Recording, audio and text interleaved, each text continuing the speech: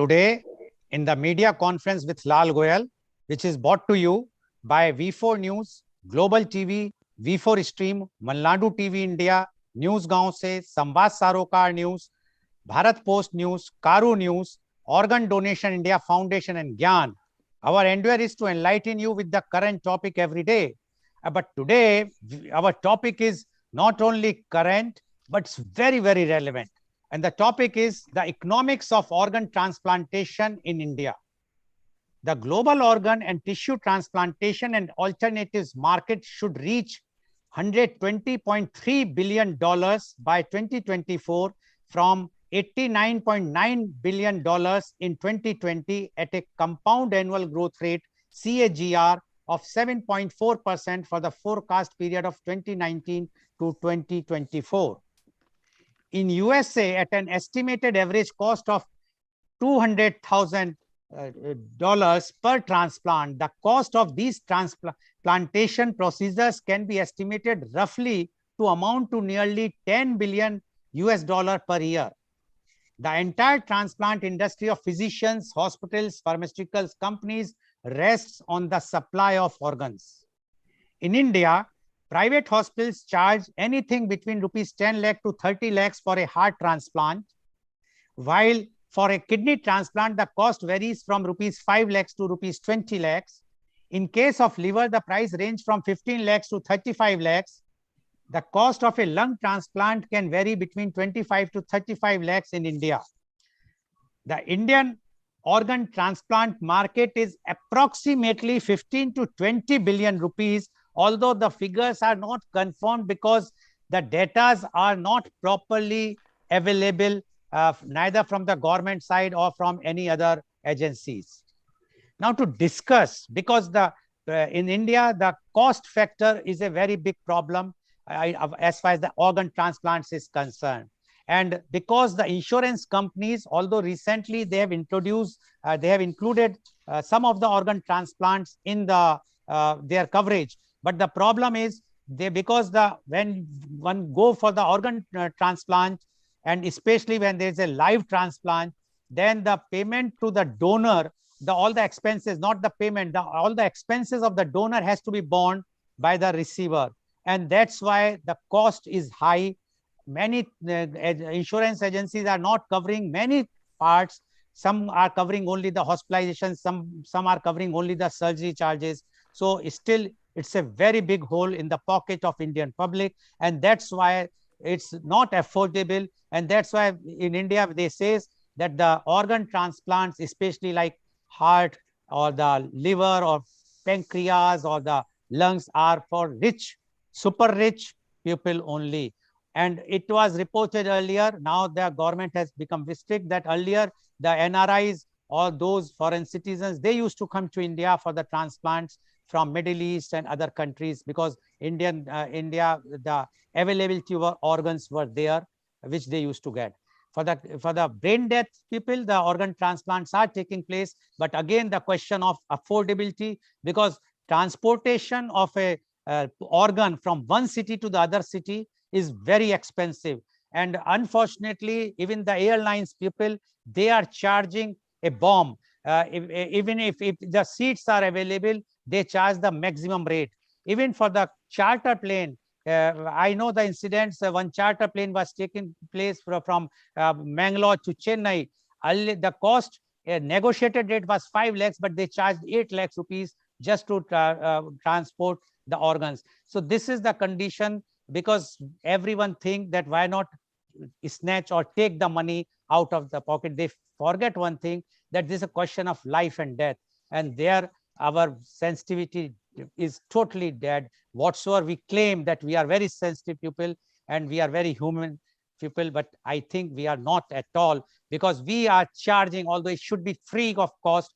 Green corridors they are making, but what is the use if they have the recipient has to pay so much money? How a poor person can afford to pay 20 lakhs, 25 lakhs, 35 lakhs? That is only for at the time of surgery. What about the afterwards? Thank you very much for listening me patiently.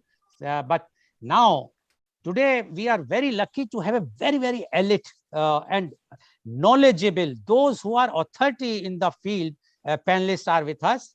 And to discuss the topic, we have, I would like to invite my first panelist guest. He is Professor Dr. S. Vasudevan.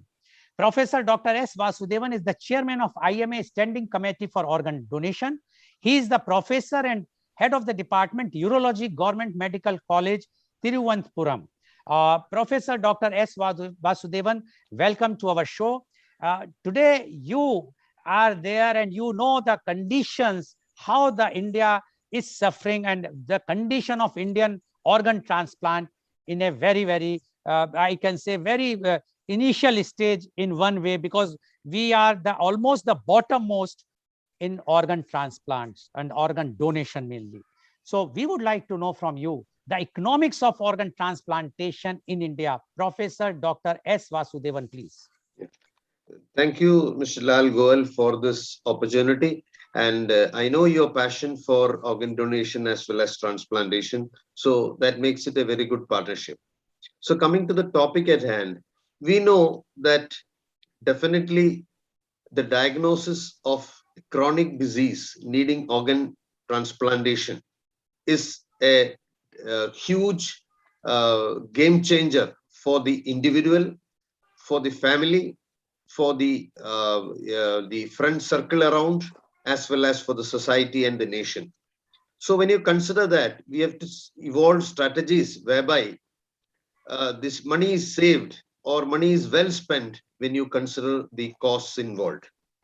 So when you come to the treatment protocols, we know definitely that compared to the conservative means of treatment or the option of dialysis, which is available for kidney failure, transplantation is definitely the best cost saving in the long run. So that is why we need to promote transplantation wherever possible. Now, I wish to refer first to a paper which is published by Vivek Kutte in 2010. He has estimated that 2% of ESRD, end-stage renal patients only receive transplantation, whereas 37% are on dialysis and 61% are receiving no renal replacement therapy. That is, they are not receiving scientific therapy which is needed for that at that moment of time. Again, we know that this is a resource-intensive service, and there is definitely increasing scrutiny on how we spend our money, because the various stakeholders include the government, the health insurance companies, and we should also understand there are a lot of uninsured individuals around in our society. So we need to carry them also along. So we need to make a strategy whereby, I remember during my resident days, it is still happening. Whenever a patient needs a AV fistula or in transplantation, immediately they resort to, most of these are very poor people who come to government hospitals. They immediately resort to crowdfunding. They form an account and there are individuals who help them to get money for all these things. So this has now gone on to crowdfunding also. So these are the ways now people raise money, especially the uninsured people. Again, the newer things which are coming into this are, you mentioned about disease donor, the thing. There is a definite cost which is involved in live donor, because though it is altruistic, there is definitely a cost because the recipient has to bear the cost of the donor also. Also, there is a lot of money transfer which is happening illegally. So we need to really understand that and recognize that it is definitely there. Another thing is, we need to know that now with disease donor taking place in more numbers, also a lot of marginal donors are being taken. So we need to know whether these are really paying off in terms of organ survival as well as patient survival. So organ quality, the recipient's characteristics. So is every individual, every recipient, do they really need a transplant? Will they benefit from a transplant? Or these are coming into scrutiny. Allocation policies are also being scrutinized now. And lastly, we need to understand that the presence, increasing use of cardiac death that is disease cardiac death leading donation, there is a more initially it appears that the benefit is not as much as in others. So we need to know that really what we can do to improve the quality of these DCD organs also. And the lastly, we need to understand the impact of this in the family. There is loss of employment for the recipient initially. Later on, if it is a live donor, the donor will also lose the employment for some time. As for organizing this procedure, a lot of wealth may have to be sold off. So ultimately they become poorer. And what is the cost of this? The immunosuppressants which have to be carried out lifelong. So all of this have to be examined and a policy has to be brought about. I think these are my initial comments, and thank you. And let us move on. Thank you very much, Professor Dr. Vasudevan, for giving your views. And as you rightly mentioned about that, the cost has to be borne by the living recipients for the living donor. And so many cost factors are there. The main thing is about the insurance company. If the government is not, although there is a recommendation from the labor department, because we had a media conference and we suggested at one time. So the one-man expert commission under the chairmanship of Dr. C.V. Anand Bose IAS, they have recommended to the government to cover all the organ donation irrespective of cost, whether it's a lung or this thing, for the BPL workers under the Ayushman Bharat thing. But it has not yet been approved. We hope that it will be approved, so at least the poor and those who can't afford will definitely get the benefit, and then that definitely the organ transplants will increase drastically. Thank you very much, Dr. Vasudevan. Now I would like to invite my next panelist guest, and he is Dr. V. Raman Kutty. Dr. V. Raman Kutty is the health economist and emeritus professor, SCTIMST, Trivandrum. Dr. V. Raman Kutty, you are a renowned economist of not, I will not only say India, but your name is there in the globally known. We would like to know, and you are basically for the health. That is a very, very important point. You understand the basics, why in India, what is the problems, why these organ transplants are not taking place. Although we have so many competent doctors, we have very good infrastructure, we have private hospitals, very good, even the government hospitals, they are ready to do all these things, but that we are not getting because of the affordability as well as the awareness. We would like to know your views about the economics of organ transplantation in India. Dr. V. Raman Kutty, please. Thank you, Mr. Goel and Dr. Vasudevan and all the other experts in the panel. And thank you for this opportunity and good morning to all of you.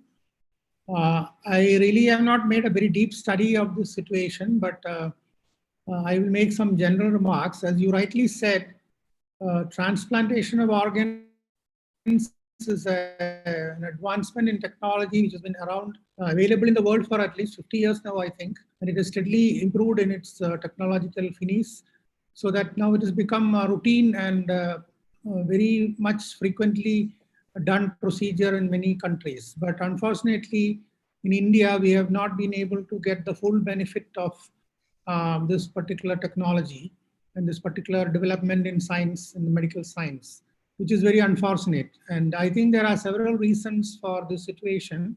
If you look at it from an economics point of view, you can look at both the demand and the supply side. What is happening is that being a high technology intervention, you need very sophisticated hospitals and personnel to do this. And that is one of the reasons why the cost goes up. And many of these technologies are expensive, but that doesn't mean that they should be denied to people. So when you see the scenario, what we find is that whenever there is the supply does not meet the demand, then the price goes up. That is one of the reasons why it remains expensive. That is not the only reason. Of course, the technological intensity is also another reason. But unfortunately, in India, there are a lot of barriers, like there are a lot of ethical, legal barriers, which we have not really addressed. And we are experts at beating around the bush, and we don't really address the issue. We know I don't want to, we have only very short time, so I don't want to go into these issues. The court cases and all that, and the accusations of about what is happening in private hospitals. I mean, I don't think much of it is true, but there is always this creation of this air of suspense and mystery around it, which is very bad for the actually for the people. So I think the authorities or whoever is in charge should take steps to have a dialogue and brush out all the suspicions, and maybe the courts also should make it more facilitatory. That is, if somebody wants to donate or somebody's family wants to donate, things should be easier, and there should not be this air of suspicion around, stealing organs and all that. And I think that is very bad for generally for the ultimately for the people who suffer. On the other hand, on the demand side, of course, most of the people who need this technology are poor people. As you know, most of the people in India, the large majority of people are comparatively poor. Of course, over the years, we have improved in our economic performance. And I do think that in the future, we will have better economic status. But generally, even now, there are a lot of people who just cannot afford this technology on their own. They can't pay out of pocket. The people who can finance their own transplant will be very, very few. Only the rich and powerful. This is very important. For powerful people, you don't need the money. The state will find a way of funding them. So, which is also very funny because it's a very iniquitous way of supporting medical care. Everybody should be considered as equal. So that is the situation. So what do we have? We have only about 1% of the GDP which is spent on health by the government. So which they definitely should go up, and that is what the government is trying to do through the Ayushman Bharat. But I don't know how far, the way, I don't want to go into the details, but the way I have seen the guidelines, I don't think they will reach there. I don't think that the real provisions for improving the funding is in place. So which means there will be a shortfall of funding for the poor people, because the government funding is the only thing that they have. So that means, in economics, there is this dictum that rationing happens either by price, which means that the rich will get whatever they want. That is called rationing by price. And this is what is happening in India. Or there is what they call rationing by time, which is like you have to wait in a queue. That is what happens in many cases in situations like the NHS, where there is a wait list for many procedures. And in India, even if you have a transplant program, people may be waiting, because if the government funding is not adequate, not everybody can be done at the same time.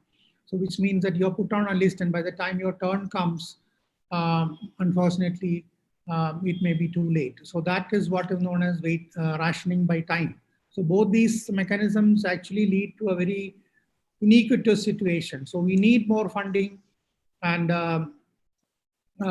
of course, the government has to improve its funding for health, which is they have been talking about it. I think from as far back as 2003, there was a health policy document in 2003 which spoke about doubling the funding for the health sector, which I don't think it has happened even now. We are still struggling at around 1%, under 2%. Many countries like Thailand, even China, has gone to 3, 4, 5% of the GDP spent on health. And if we have more finances on this, we can divert some of it into high technology areas like transplants and other situations. Now, even that, but now what is happening in many situations, especially in a context where the media is very active, especially in a state like Kerala, what we find, as Dr. Vasudevan pointed out, is that there is a lot of crowdfunding happening. Every day, you have people asking for money for poor people for this technology, that technology. But then, you cannot make a choice. This is why I want to talk of this specifically, because recently I have found appeals for very rare diseases where they're asking for funds like 18 crores, which I don't know whether they will get. Even if they get for one dose of medicine, it is not going to be easy to sustain that. So it is a much better option to use that for options like transplant, because that works. We know that it works, and that person will have many more years of productive life. There is no point in, I mean, this may sound cruel, but there's no point in it. They show a child who is affected. Of course, it's a very pathetic situation.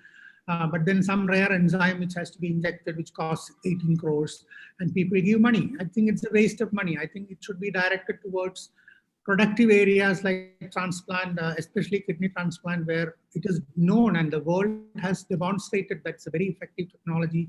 There are lakhs of people, I think, around the world who live on transplanted kidneys, and we Indians are denied this because of unfortunate situation. And I think that I will stop there. I think basically that is what I want to say, that there has to be increased government funding. There has to be a direction on the laws and ethics and of the situation should be more transparent. And of course, we should promote this technology, and we should promote organ donors, cadaver donation, all sorts of whatever is possible ethically, we should be doing that. And I think I will stop with that. Thank you.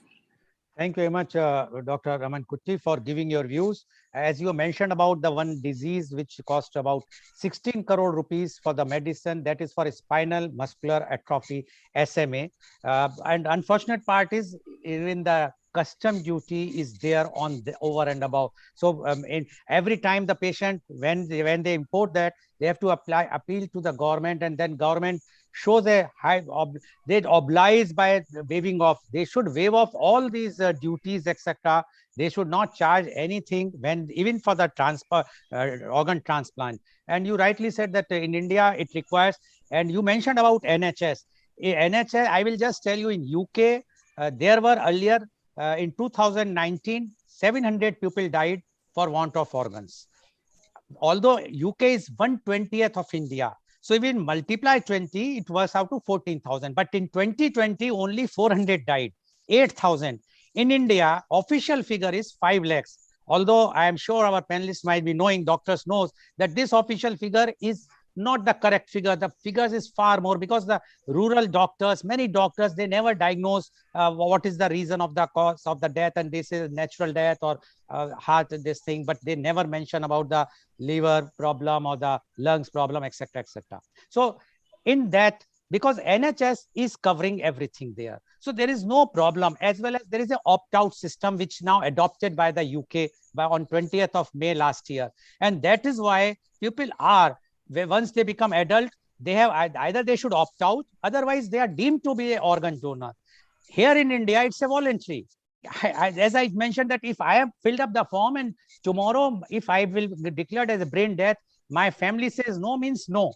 Even on natural death, the tissues cannot be taken out unless my family, immediate family will say. And one of the family members says yes, two will say no. And this is happening every day in India. Otherwise, we have almost 1.65 lakhs accidental deaths, out of which 1 lakh is brain death. If those 1 lakh brain death saved, if they will donate their organs, I am sure we are not going to organize such type of programs, because we don't require so many organs will be there. But that is where the role of government is required. Thank you very much, Dr. Raman Kutty. I will come back to you if once the round will be over, and definitely we will hear from you more. Thank you very much. Now I would like to go to my next panelist guest, and he is Professor Dr. Vivek Kutche. Professor Dr. Vivek is the Secretary of Indian Society of Organ Transplantation, ISOT. He is the Professor of Nephrology at IKDRC Ahmedabad. Dr. Vivek is very much involved and very dedicated for this organ transplantation as well as organ donation. Now, he's suggesting, and that's what he's going to highlight, and he's going to enlighten all of us. His suggestion is that we should have a white paper or suggestions to be made to the government for affordable transplantation in India. Now, why he's saying and what are his suggestions, I think it is better that we should hear from him. So the economics of organ transplantation in India, Professor Dr. Vivek Kutche, please. Thank you, Mr. Goel. Transplant economics. Your voice is a bit low, doctor. Am I audible? Now you are audible. Yes, please. Okay. Thank you, Mr. Goel. Transplant economics is the emerging field for transplant scenario in India. Let us first see what is the transplant scenario in India. As per data submitted by National Organ and Tissue Transplant Organization, NOTO India, to the WHO GODT registry, around 12,700 transplants are done in India in year 2019, and 7,500 transplants are done in India in year 2020. 70% are kidney transplant, 20 to 25% are liver transplant, and only less than 10% are heart, lung, pancreas, and small bowel transplants. We have around 500 transplant centers in India, but 80% are in public sector, in private sector, and less than 20% are in public sector. By and large, the cost of any organ transplant in government hospital is less, and it is 2 to 3 times higher in any private sector hospital. Transplant cost for organs other than kidney and liver, they are less affordable for a common man, especially for the heart, lung, pancreas, and small bowel transplants. I am working as a professor in Kidney Institute, Ahmedabad. This is a public sector transplant hospital in India. We have completed around 7,000 kidney transplants and 500 to 600 liver transplants. And the only single step of success of such a high volume transplant program in public sector is a financial support to the poor patients. We have various government schemes like Chief Minister Fund, Prime Minister Fund, Ayushman Bharat, and other state government schemes like Ma Yojana, where transplant and dialysis is free of cost for a common man. So in Western world, we see that blood group is not matching or immunology is not matching is a common cause to prevent access to organ transplant. This is dictum for the developed world like US or UK. But for India, the most common reason which prevent access to organ transplant is financial incompatibility. So we must provide affordable organ transplantation, access to organ transplantation. Since less than 20% of transplant centers are in government sector, we should increase more access to transplantation in public sector hospital, at least so that transplant services will be available to a common man. The second important way for the kidney transplant, when blood group is not matching, there are two options. One is paired kidney exchange and other is ABO incompatible transplant. There is no extra cost required for paired kidney exchange, but ABO incompatible transplant is 2 to 3 times costly as compared to the paired kidney exchange because of cost required to carry out desensitization protocol. So Indian Society of Organ Transplantation has made the guidelines 2 years back on how to do transplant for kidney patients who are having healthy willing but incompatible donor. So in India also and worldwide, it is said that paired kidney exchange should be encouraged over incompatible transplant, not only because this is cost effective, but the outcome, long-term outcome of living related paired kidney exchange is much better as compared to the incompatible transplant. Then in our public sector hospital, we use a generic immunosuppressive drugs, which are much affordable for a common man as compared to the innovative drugs, which are almost 2 to 3 times higher cost as compared to the generic immunosuppression. If we see the transplant scenario in India, 80% are living donor and less than 20% are deceased donor. So how to increase awareness of deceased donor organ transplant in India? I will suggest that a mobile caller tune based on organ donation theme can be in use to educate a common man, just like we did in COVID pandemic. The COVID caller tune was most effective, rapid way, and it was also economic to teach a large population in India.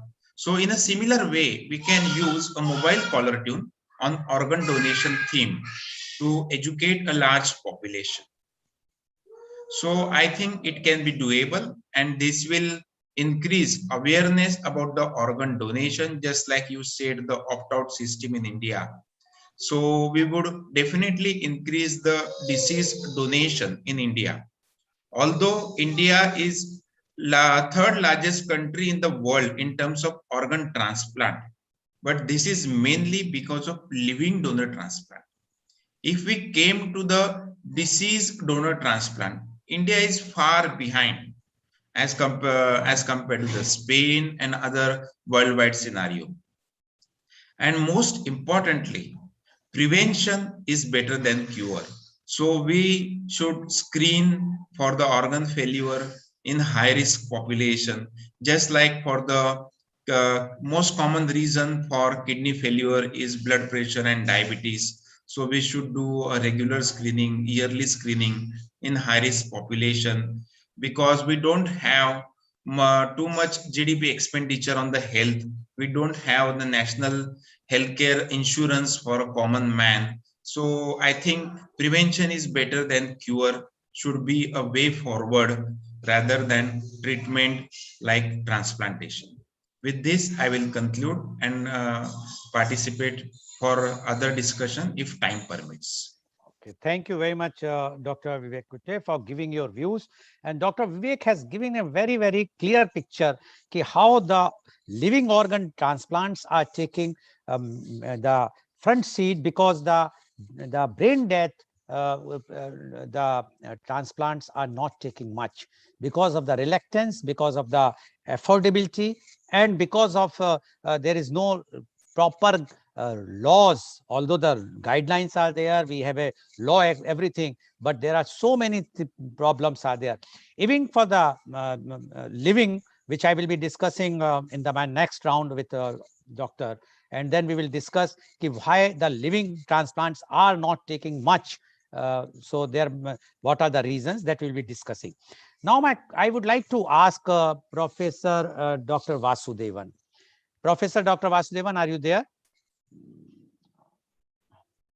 Okay, I will go to Dr. Raman Kutty first. Dr. Raman Kutty, you have mentioned about the economics in India, and you have mentioned about NHS and other. See, in USA, almost the entire health care is covered by insurance companies. So there, the people are covered, and that's why they are getting all the benefits, and that's why the mortality rate is very low. So many organ transplants are taking place, and that's why they're number one. The UK also, because of the NHS, mainly, or everyone is covered there. But in India, we don't have any such type of a scheme. Although now this Ayushman Bharat has come back, but we all know that it's not that effective, especially in North. I'm talking of North India. North India means a state like UP, Bihar, Haryana. Those areas, they are lacking behind like anything. And at least because I am working in this field to create awareness for last 5 years, and I found no one is interested to listen even the government authorities are not well aware about the schemes, what the government has prescribed. What you suggest as an economist, what should be done? Whether we should give some insurance schemes for this transplantation covering, or we should go for the NHS type of thing, that it will be entirely free, whosoever will go, or we will reduce the rates, where the government will give subsidy to the private hospital and they will reduce the rates. Although there is one report which I'm sure Dr. Kutte or Professor Vasudevan can vouch for it, that there is one Dr. Venugopal who has performed the first surgery. He says the cost is for one surgery is about 50,000 to 1 lakh rupees for a private hospital, and they are charging far, far more for the heart transplant. Do you think this is going to be effective, or we should go for the way we are going on? Because if we are going on with the way which we are taking, so many people are dying for wants of organ transplant. What are your views, Dr. Raman Kutty? Please unmute. Please unmute. Doctor, yes, please. Thank you. Thank you for the question. I will tell you my views. Of course, first of all, I want to say that the answer is not clear cut. I can't just say it's not easy. You know, the situation is one where you have to think of several options. As you rightly say, our health system is hugely underfunded. So somebody has to pay for this health care. So whether it's the government or whether it's out of pocket from the people or whether it's insurance, even insurance, you know, somebody has to pay the premium, and that is a major challenge because in India, which is we have a labor force where they say that about 80% of the labor force is in the what is called the informal sector. The informal sector, they don't have wage guarantees, they don't have pensions, they don't have. It is a daily wage kind of situation. The economy is where people are living from hand to mouth kind of. Many states and in the majority of India regions are like that. And we have seen that during the COVID situation where, you know, people were really not able to meet their own immediate. So the thing is, you know, who is going to, even if the government is going to pay, the government needs that money and they will have to raise it from taxes. Now, I'm sure you're aware that in several years back, about 10 years back, there was high level, before the Modi government came, there was a high level committee on health economics, which recommended to the government that, I mean, it was headed by, I think, Dr. Srinath Reddy and all those people. So they recommended that it should be funded from taxes, which means that tax will have to go up. And that is something that will be resisted politically. So that is one of the problems. So that is why government is going for insurance, where if you are employed, then you can pay out of your salary. But what will happen to the people who are not employed? That has to be taken care of by the government. And that is what is happening in places like Canada and many other places where the government does social insurance. But there again, the problem is that their unemployment rate and the people who are in the informal sector is not so huge, as marginal. Whereas where we have majority of the people in day wage jobs, so that becomes a major challenge. The government has to raise money somehow for funding this, this kind of healthcare for the poor people. And one of the attempts, of course, they are making is a Ayushman Bharat, which I think may not meet the demand, but that is anyway one step. You know, we can go from there. So that is a major thing. But insurance, again, we have to be aware of the pitfalls also. Even though you mentioned US, we also have to remember that US is a place where by the last count, I think about more than 40 million people had inadequate insurance and they go without proper health care. So that is on the other side of insurance. If you don't have money to pay the premium, then you are out in the street. So that is also something to be avoided. So in between, how to balance this is a major challenge for any government, and I don't see that being solved pretty soon. But I think we have to take the right steps one by one. And one of the steps, of course, is kind of propping up the insurance And all the corporates and major players should be made to contribute to the funding of healthcare. I think that is one of the suggestions I have. Thank you. Okay, thank you very much, Dr. Naman Kuti, for giving your suggestions. Can Now, I answer? yes, Can I add a comment to the earlier comment on the cost of the surgery? yes, please. Actually, you were mentioning that the cost of surgery can be kept very low, but we should understand that the cost of surgery would include the cost of the preparation to surgery, the infrastructural costs which add for surgery, the ICU costs for postoperative care, etc. So definitely it is not a low cost affair. We need to provide a bacteria free environment with all the safeguards of preventing intraoperative or postoperative infection. So definitely it will be a higher cost than other routine surgery. Yes. So I think that has to be kept in mind. Yes, yes, yes. Thank you, Dr. Vasudevan, for giving your views about this. Now I would like to invite one of the he has underwent a renal transplant 5 years ago. Is Dr. Sunoj. Dr. Sunoj is the senior consultant plastic surgeon at Aster Medicity, Kannur, and he underwent renal transplantation 5 years ago.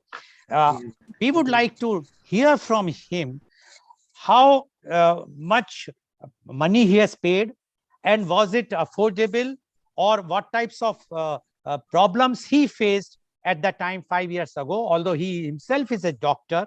Let's hear from him. Dr. Sunoj, please. Please unmute. Yeah. Hello. Good afternoon, sir. Thank you for giving me an opportunity to talk at this elite group. Sir, let me introduce myself, sir.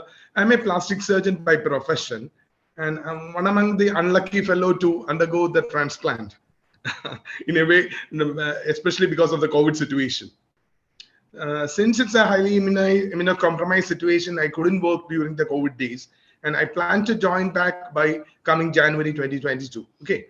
So I was found to have diabetes around 2008, and I worked in UAE for quite some time. My diabetes went uncontrolled, and by 2016, I had a syncope attack. Then I started investigating much further, then later found it out to be something like a complete heart block, which was secondary to vagal inhibition, because I used to vomit a lot in between. Then I found my creatine urea was too high. I went for something like a pacemaker implantation, then followed by dialysis, because when my disease was detected, my creatine was around 2.4, but within some 4-5 months, it went to 9.6. So I went to a hospital at Trivandrum where I had almost 100 dialysis.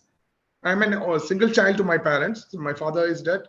My mother, she was around 62 that time, and she was ready to give me kidney, but because of the 62-year age, and she wasn't having any diabetes, hypertension, or anything.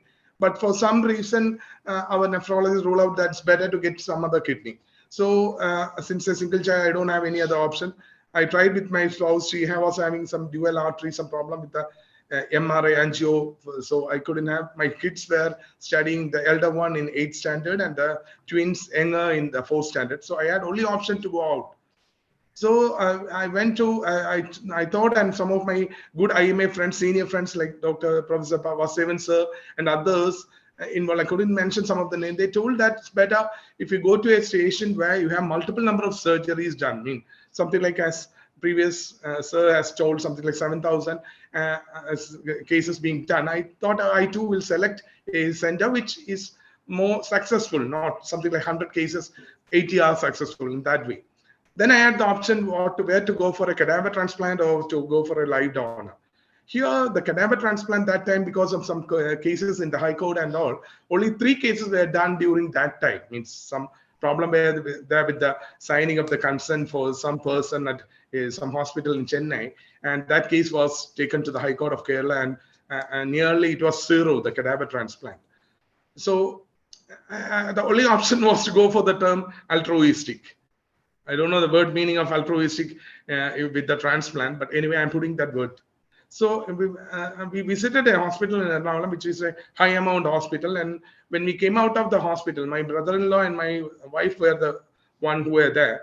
When they went to the railway station, they were met by a person, and he told that he is an intermediary person in that. For me, he is an avatar, and for some, he is a bloodsucker. That I can't coin that name. Okay, for me, it's an avatar, that person.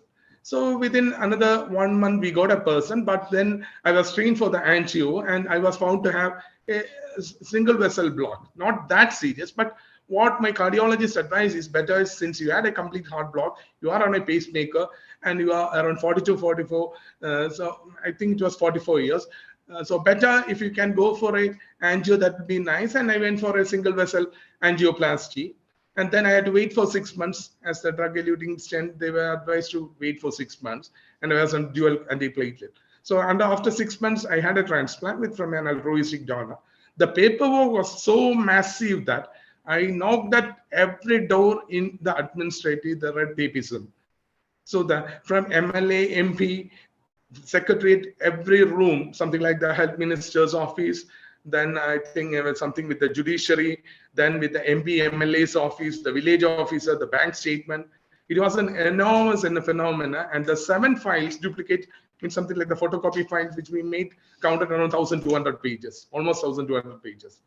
And my wife was the only person who was running behind all those things. Though she is a PhD botany holder, but she couldn't find a job in between. We had 3 kids, and I was surviving very well with my practice and as a plastic surgeon. But all of a sudden, we lost the total income. Not much supporting system was there other than IMA Trivandrum, State IMA, and the National IMA. And Vasudevan sir was one of the phenomenal person who helped me a lot. The Trivandrum IMA helped me a lot, both financially and in administrative level, and even with the contacts. So further, I could have my surgery done. And then I went into some phase like septicemia. My HbA1c was just 7.5, but I went to septicemia. I had almost 55 days of hospital admission and ICU, and 102 days in some other hospital. I'm not blaming anything, but that hospital couldn't afford to have something like a wound deprima, vacuum assisted closure, and I had to find some other hospital. It wasn't their fault, it wasn't my fault, but it happened. So my bill extended from the initial told amount of 17 lakhs, which included the donor's surgery. I had to stay for another almost 2 months or 1.5 months over there. And there itself, my bill went to around 26 lakhs. About the intermediary person, agent, or a bloodsucker, whatever it is, I had to pay a good amount to him. And then to the, I don't know whether I could reveal over here, but I need to pay to the donor too. So that went to around 12 lakhs. I'm not mentioning about the division of the amount to each of us. That happened on something like the previous day of when the 1,000 rupees note was denominated. So what happened was, we carried something like, I sold a property and I was carrying around 1,000 rupees note. So demonetization, I put the word wrong. So what happened, I need to change that 1,000. But that means my avatar, what he told, he is ready to take that amount. But somehow I was able to do. I paid that amount. Then I had to pay for the donor. A part of it was paid to the donor then. But on the previous day, in the hospital itself, one of the person came and collected the rest of the amount of the 12 lakhs. Okay, that's my thing. But since I am a doctor, I was working with the IMA. I was a part of the IMA organ donation thing. So many of the recipients who have received, non-doctors, is recently contacting me in the last almost 1 year. Their biggest problem is the donor, means the spouse of that donor, means something like a husband or wife, especially when the donor is a female. The spouse used to call him and tell, she had fainted recently, she met with an accident, and they're taking something like 15,000, 20,000 every time. And 1 week back, I got a call from one person, a person who got transplant along with me. He told me that, Sunoj, I got a calling bell and opened the door. I could see the husband of that donor, and he was having something like a lotto shoe in his foot. And he was asking me that at least give me 5,000. We need it for our survival. See, so in a way, it's something like an emotional cheating over there. So back to my history, after that I went into septicemia. I had 13 general anesthesia, and I had something like debrima by a plastic surgeon, one of the well-known, renowned plastic surgeon in Kerala. And I was put on VAC, vacuum-assisted closure. And as all of you know, that VAC means something like the instrument with a sponge will be put in your wound, and that will suck the debris and whatever comes for next 5 days. And the cost of that is around 15 to 20,000 per sitting, plus the anesthesia charges, the surgeon's charges, the room rent. You can carry it to the home, but as a immunosuppressant, it's not fair enough to carry it to the home and have it bring it back. So I had to stay for almost 102 days. And telling the truth, I took a house rented house in Ernakulam, that place where I got operated, for nearly 3.5 months. Then I was shifted to some other district, Calicut, where I stayed for another 2 months. And even the operating doctor gave his house for me to stay, as he was a senior colleague of me, and he was so kind enough to me. Then I had to spend nearly 60 lakhs. 60 lakhs. It includes the fuel in my car, the rent, everything put together, but it went to 60 lakhs. But finally, at least God has given me a good thing, that my wife started doing something like a business. She started a cake designer shop, and when the very first month, her income raising was almost better than my income when I was healthy enough. That is only because of the Almighty's grace. Then I couldn't work for some time because I had some problem with the thighs and the right thigh. I don't know which artery and side anastomosis was, but anyway, I had a problem with the right thigh. Later, I started working, and then I started working in Astra and was earning almost double the income before transplant. So it was a fruitful event for me. But all of a sudden, the COVID situation came, and I had no other choice. Just the day on Janata curfew, I need to leave the job, and still I am jobless. Then another phase I started finding.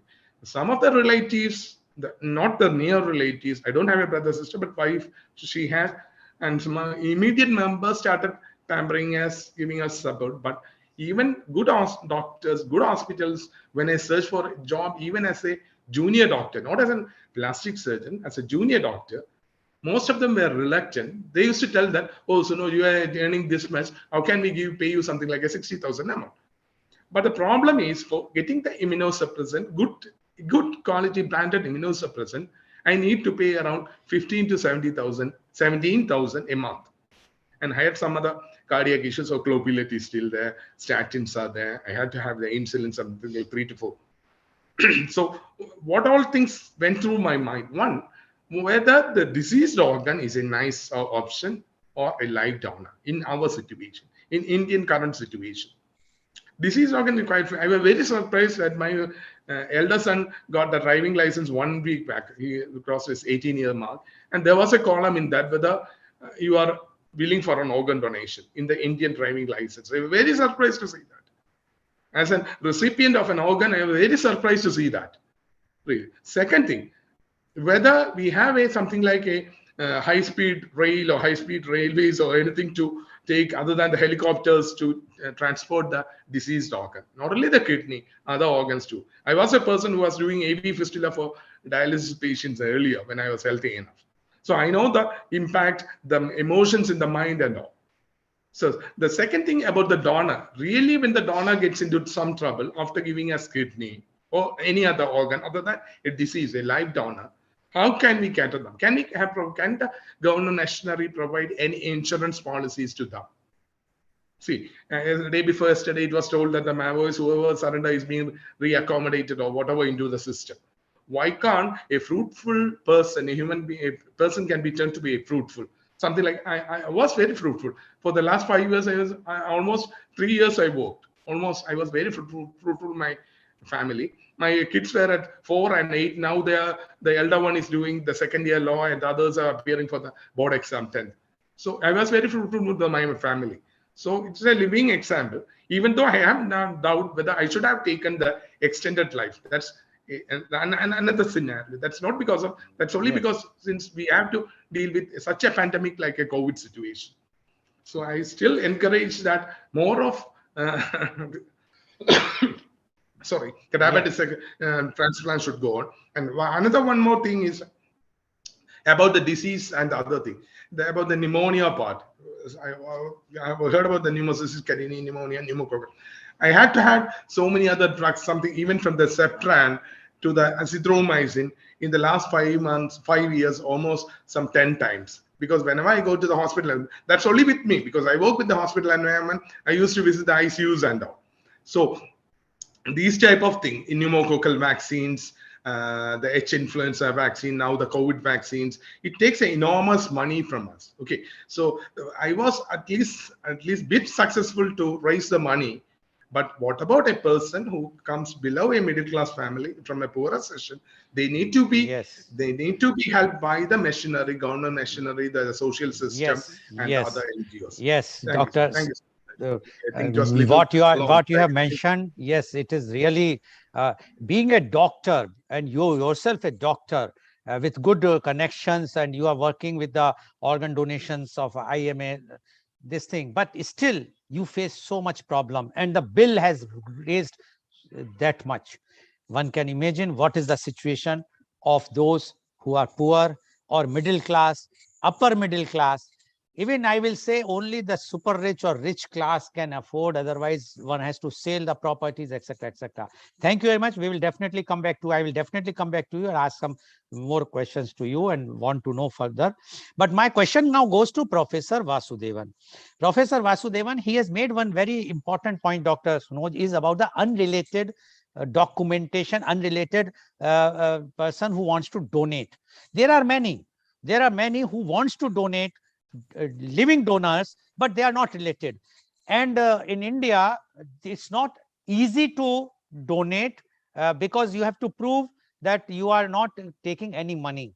Although we know, as Dr. Sunoj has also said, the committees are passing those cases where the underhand dealing is taking place. But those who want to genuinely donate, there are also lots of problems for the unrelated. And we know that there was a case in Karnataka High Court where one of the lady has gone to donate, the lady or the gent, I don't know, someone has gone to donate for unrelated, and the court has given the permission.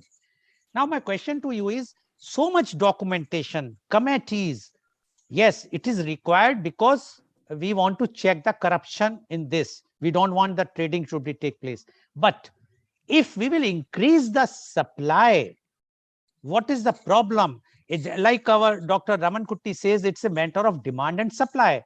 But if those who are willing to donate, those who can afford, those who are not interested to take the money, the government should have those come in the committee members which can take decision immediately. Otherwise, we know that how much time and how many forms to be filled up, how many formalities to be done. The living donor will say, okay, we are not interested. What do you say about this, Professor Vasudevan? Yeah, definitely there is a campaign now for faster completion of the regulation process. There is definitely a move for that. Here, what the committee is often examining is, there is a lot of falsification of records. There is a lot of impersonation happening. So they need to really prove whether the relationship is correct. And in the case of a unrelated, they have to go to the state committee. What we are suggesting is these committees need to meet more often. There has to be a time limit. Recently, our High Court also mentioned there has to be a time limit for the committees to dispose these cases, whether yes or no, what is the reason for the no. So this has been examined by the court also, and this was a recent decision which came out. There has to be a time limit for examining of each individual case. I think that you once implemented, I think that will speed up this process. But my suggestion is in this, Professor Vasudevan, why we require a committee to have a meetings monthly or weekly, or why not we have a full-time people who are working there every day? They have to clear, they may change, no problem in that. Like I asked the same question to in USA. Ask this question to you in USA. One of the networking those who are involved in the organ donations and transplant. Their answer was very clear. I said, if I want to donate, how you will know that I am not charging the money?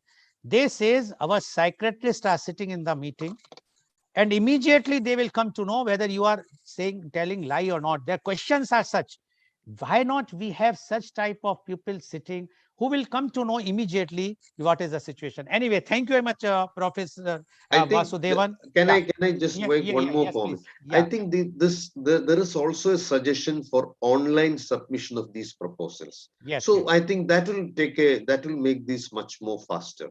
Yes. Dr. Kutte want to say something. Dr. Vivek, yes, you want to say something. Yes, sir. Sir, as far as transplant numbers are concerned, the deceased donation in India is less than 1 per million population. Yes. And in country like Spain, it is 50 per million population. And in terms of unrelated donor, 85% transplants in India are from living donation and less than 15% are from deceased donation, which is mainly active in south and west part of India. Many states have not even started or initiated the program. So I think the way forward should be the deceased donor transplant program, because in living donation we have the issue like gender disparity. Majority of the donors are women.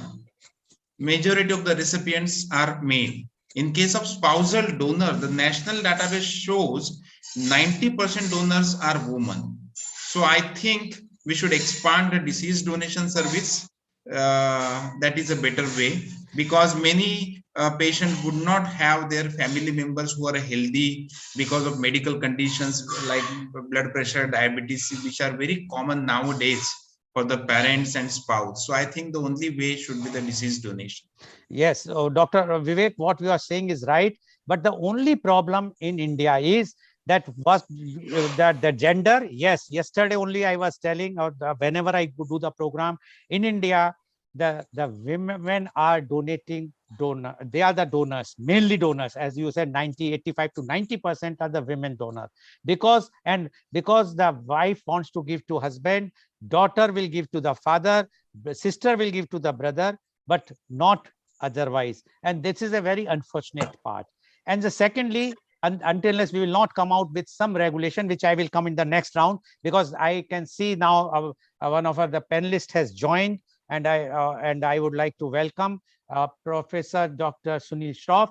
Dr. Sunil Shroff is the president of Indian Society of Organ Transplantation. He is the managing trustee of Mohan Foundation. He is the senior consultant of urology and renal transplantation at Madras Medical Mission Hospital, Chennai. Welcome, Dr. Sunil Shroff. And I know that you are not in India. Very kind of you to join at this hour there. Dr. Shroff, we were discussing about the economics of organ transplantation in India. And we know that you have worked many years, and you want that it should become affordable. And your organization is doing lots of work, not only for making it affordable, but for creating the awareness for organ donation. And you are the pioneer, I must say, in India, as far as the NGOs or those who are working in this field. But we have heard what one of your colleague, a doctor, suffered for how to raise the funds. The money is the main criteria which is creating a problem, lots of problem, apart from other criteria which are there. Definitely, we would like to know from you your views on the economics of organ transplantation in India. Dr. Sunil Shroff, please. Thank you, sir, for inviting me to this webinar. I'm in Seattle, actually. So good evening to all of you and good morning from India. I think, it's not an easy answer.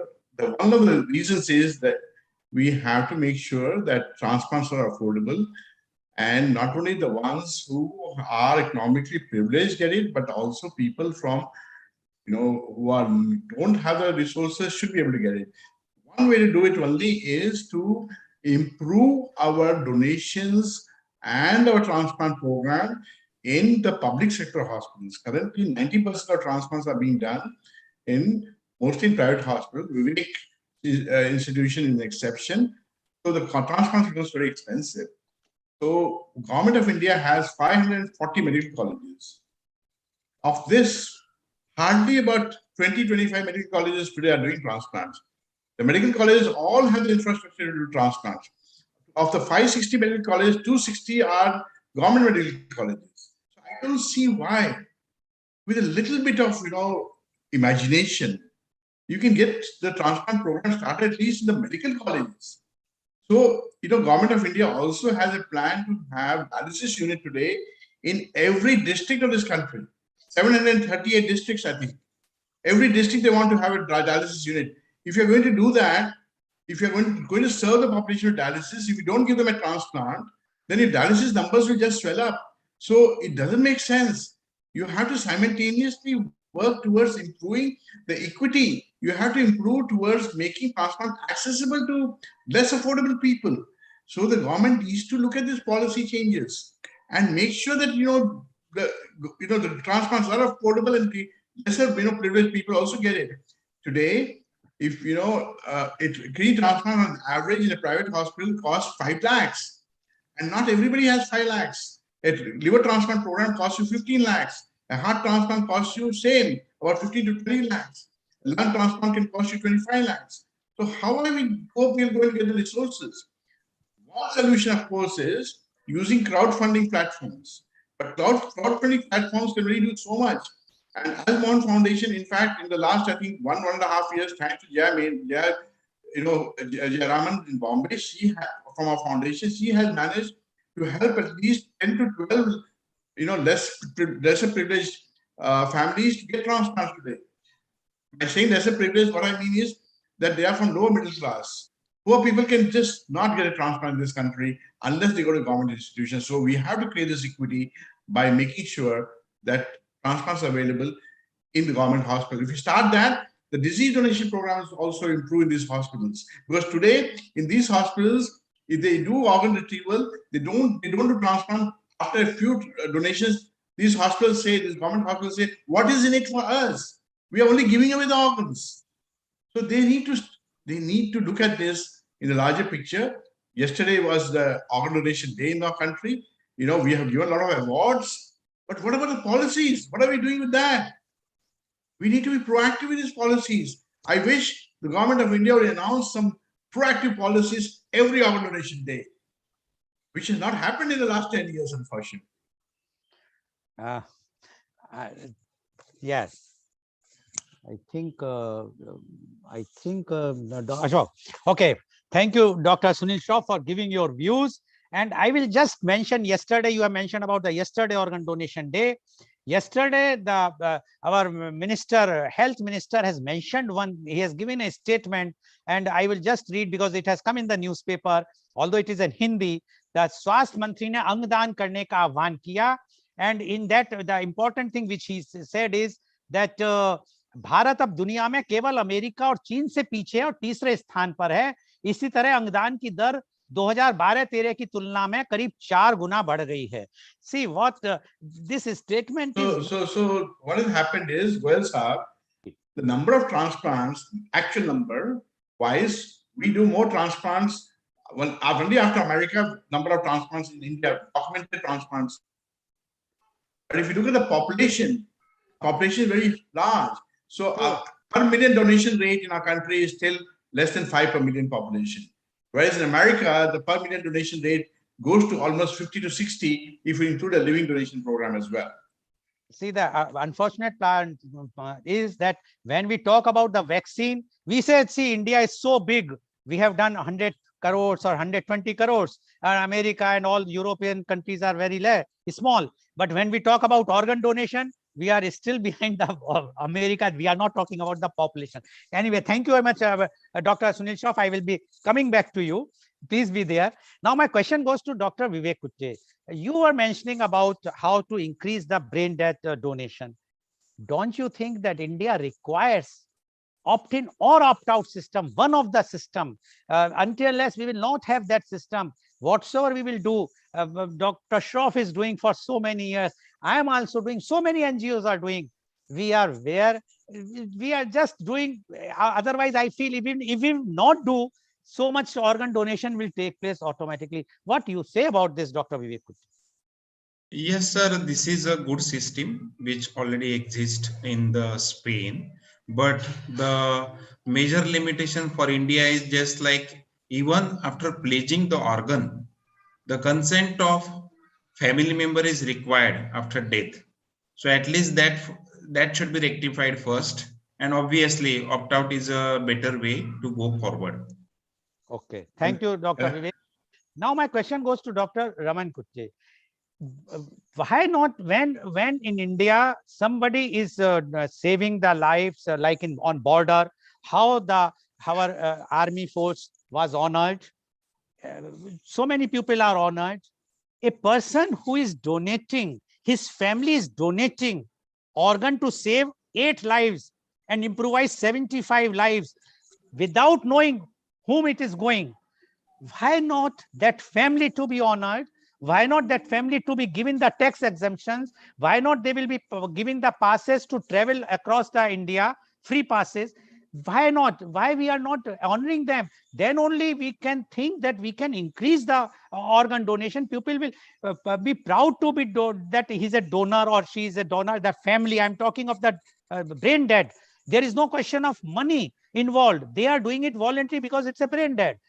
Why the government is not proactive in this? What you say about this? What is the economy is going to suffer if they will just give some tax exemption or honor them like this? Actually, I think that's a very good policy move, which if could be put in practice, it probably will promote more disease donations. But unfortunately, in our tradition in India, in policy making, is we generally don't. I don't know. Some reason governments don't believe in incentivizing people. They think it's something wrong. I don't know why. But there is perfectly nothing unethical about it. Because I don't know, I have not seen this, and I think it's a good suggestion, definitely. Recently, we saw in the papers in Kerala one family who donated, I think, several organs from one of the members who was killed in a road accident. Of course, it came out in the papers, and everybody was appreciating what they did and all that. But as you said, that ends there. So if they could be given some kind of recognition and also some kind of incentive, more people will be encouraged to do this. At least, the governments can try it out. I mean, there's no harm in trying it out. If it doesn't work, they can think of other options. But I think it's definitely a very good suggestion. Okay, thank you very much, Dr. Raman Kutti. Now my question goes to Dr. Sunil Shroff. Dr. Sunil Shroff, in USA, yeah, I have seen Dr. Shroff that there is a centralized state systems where they are controlling, they are working 24/7. They are controlling that any death occurs anywhere, whether it's a private hospital or government hospital, it has to be notified immediately within 1 hour to the centralized system, and that they will just see on the screen whether the deceased person is has given the opt-in system or not, because there is an opt-in system where somebody has pledged, and once you have pledged your organs, then it means that the organs belongs to the state, and immediately take the action, and they will go there. Go means they already have the coordinators everywhere, and those coordinators will either convince, if he's not opt-in, he has not he has not placed the organs or tissues, try to convince the family. If he's a natural death, then tissues. If he's a brain death, then the organs plus tissues.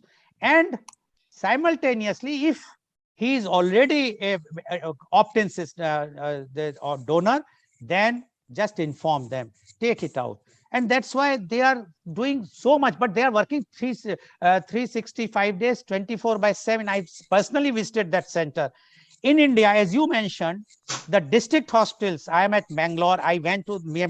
We have conducted a program, and we were there with the CMO.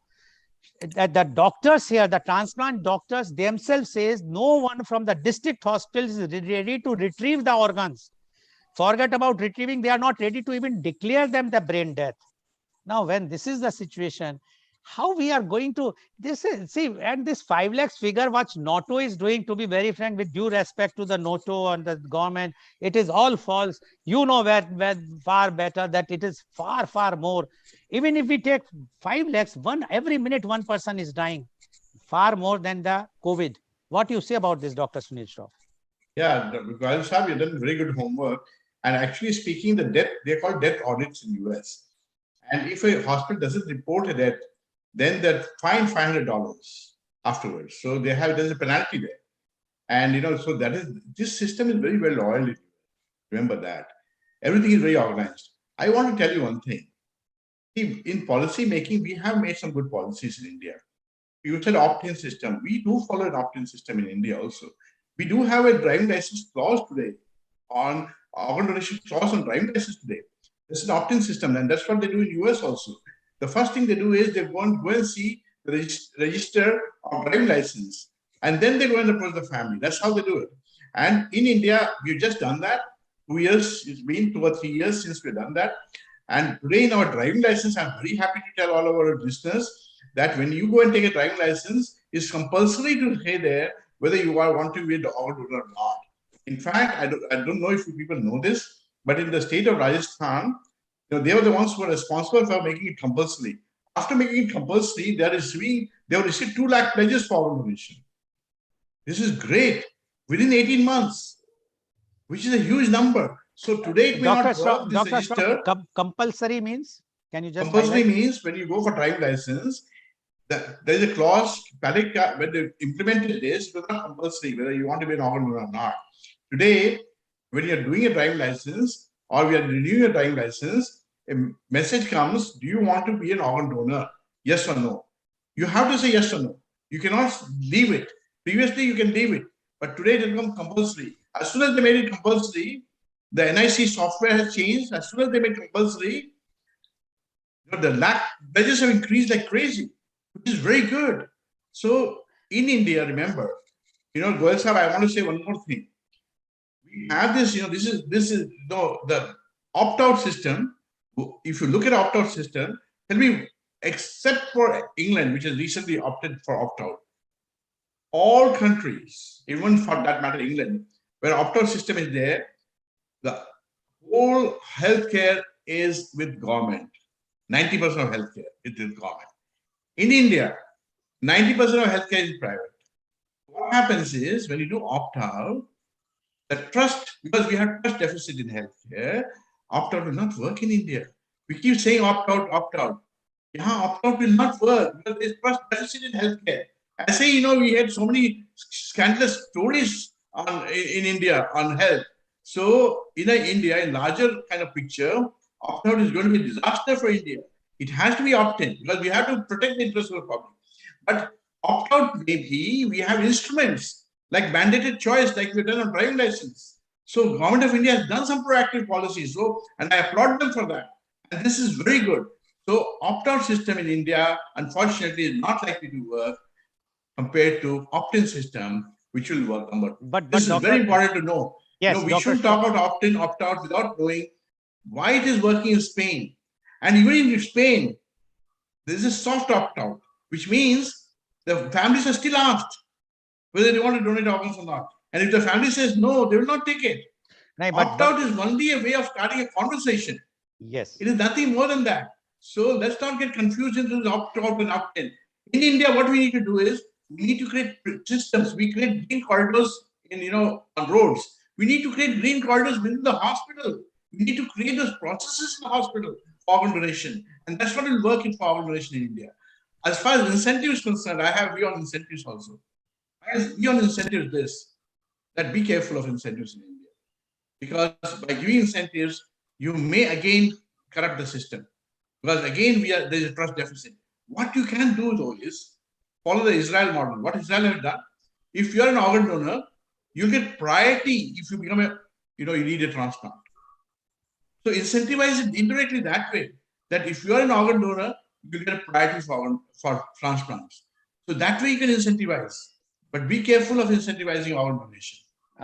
Thank you, Dr. Shaw. But I will just add before I will go to my next panelist is what I have seen in UK. What they says is that once you opt out, once you become the adult, you can opt out, or you can opt out anytime afterwards also. Then you will be the least priority for the organ transplant. But if you are opt-in, then definitely you can. But in USA, what they say is once you had opt-in, then after your brain death, they will just inform the family and take the organs. In India, if I am making my will today for the property, that will is enforceable, because although I have earned the money or I have not earned, my parents have given the property and I can give to my son or to daughter, that is my decision. But these organs belongs to me. These are not belonging to anyone else. So my question to Dr. Raman Kutty is, economic wise, when my will is enforceable legally, why my will of donating organ is not enforceable if my daughter and my son or my wife can say no? What do you say about this? I think it's a very sensitive issue. It's not merely an economic issue, and there are sort of a lot of problems like how do you affect the sentiments, and policymakers don't want to be offensive to the population. They have to face the election again. So that is one of the things. But the problem in India is so many people are dying for wants of organ. Nobody is interested to talk about that. That is the problem. My question now, Dr. Sunoj, if you can just unmute yourself. Dr. Sunoj, you has mentioned that so much money, about 60 lakhs. How much is the total amount till date you have spent on your organ transplant, the kidney transplant? So I could tell the exact amount, sir. The so-called intermediary fellow took 5.5 lakhs. No, total we want. Total. Forget about the intermediary. Yeah. Total how much?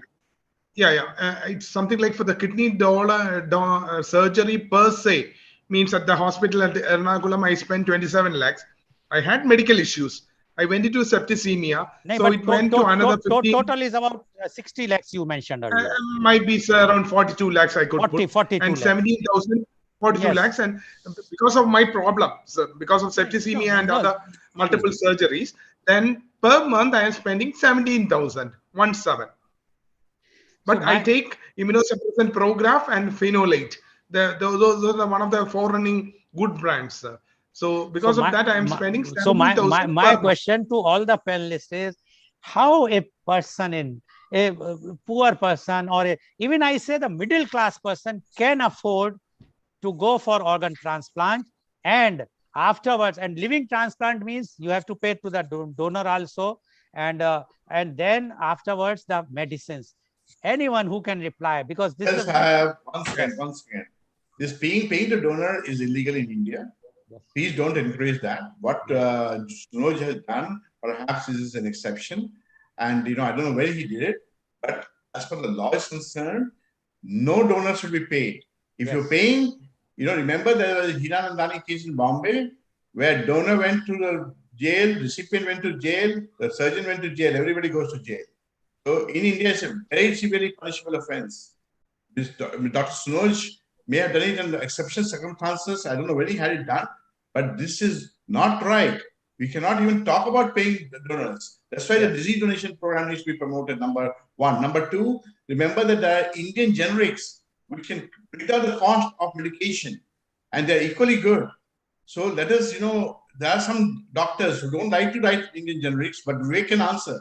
Some of the Indian generics are as good as any other foreign medication, and that will bring down the cost of post-transplant immunosuppression. But having said that, still the costs are not affordable. I agree with that. But in government institution, when you get transplant, like in Tamil Nadu, the medication for lifelong is free for all government patients. So certain states are doing very proactive policies. That is we have a very, very divide in India. We have North India is suffering like anything. Nobody wants to talk, and they have not even, as Dr. Vivek has mentioned, somebody has not even started the transplantation. Anyway, thank you very much for giving your very, very valuable views. And I'm sure today's program is quite enlightening for our viewers. And today's program has been live telecasted by V4 News, Global TV, V4 Stream, Malnadu TV India, News Gaon Se, Samvad Sarokar News, Bharat Post News, Karu News, as well as it was shown live on Facebook and YouTube.